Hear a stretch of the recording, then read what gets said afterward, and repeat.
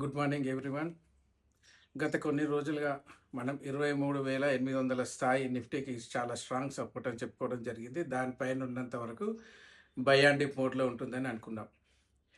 నిన్న మార్కెట్ని కనుక గమనిస్తే ఒక ప్యానిక్ లాంటి సిచ్యువేషన్స్లో హెవీ సెల్లింగ్ రావడం గమనించవచ్చు. ఇంపార్టెంట్ సపోర్ట్ ఏదైతే మనం అనుకున్నామో దాన్ని స్ట్రాంగ్ వాల్యూమ్తో బ్రేక్ డౌన్ చేయడం జరిగింది. సో ఎప్పుడైనా సరే మార్కెట్లో బిగ్ రెడ్ క్యాండిల్స్ కానీ బిగ్ గ్రీన్ క్యాండిల్స్ కానీ ఏర్పడినప్పుడు టెక్నికల్గా అవి ట్రెండ్ని సూచిస్తాయని మనం అర్థం చేసుకోవాలి. నిన్న బిగ్ రెడ్ క్యాండిల్ ఏర్పడింది కాబట్టి ఇంపార్టెంట్ సపోర్ట్ని బ్రేక్ డౌన్ చేసింది.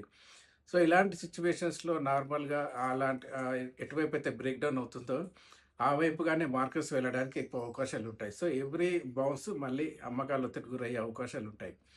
సో ఇలాంటి సిచ్యువేషన్స్లో ట్రెండ్ మళ్ళీ స్ట్రాంగ్గా మళ్ళీ పైకి వెళ్ళాలి అనుకుంటే మాత్రం నిన్నటి హయ్యర్ లెవెల్స్ 23,700 నుంచి 23,800 స్థాయి పైన క్లోజ్ అయితేనే ట్రెండ్ మళ్ళీ రివర్స్ అయిందని అనుకోవాల్సి ఉంటుంది. సో అప్పటి వరకు ఎవ్రీ బౌన్స్లో కూడా అమ్మకాలు ఒత్తిడి కొనసాగే అవకాశాలు ఉంటాయి. ఆల్రెడీ నిఫ్టీ గ్యాప్ ఏరియాలకి ప్రవేశించింది.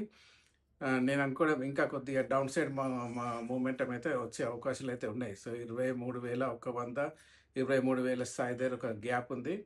ఆ గ్యాప్ ఫిల్ చేసి డౌన్ సైడ్ వచ్చింది అంటే మాత్రం ఇంకా సివియర్ సెల్ ఆఫ్ అనేది మార్కెట్లో రాబోయే అవకాశాలు ఉన్నాయి. కాబట్టి సెల్ అండ్ ర్యాలీ మోడ్లోనే ఉందని అనుకోవచ్చు. ఇప్పుడు 23,800 స్థాయి కింద ఉన్నంత వరకు ఇప్పుడు సెల్ అండ్ ర్యాలీ మోడ్లో నిఫ్టీ ఉందని మనం భావించాల్సి ఉంటుంది. ఆ విధంగా ట్రేడ్ ప్లాన్ అయినా చేసుకోవాల్సి ఉంటుంది.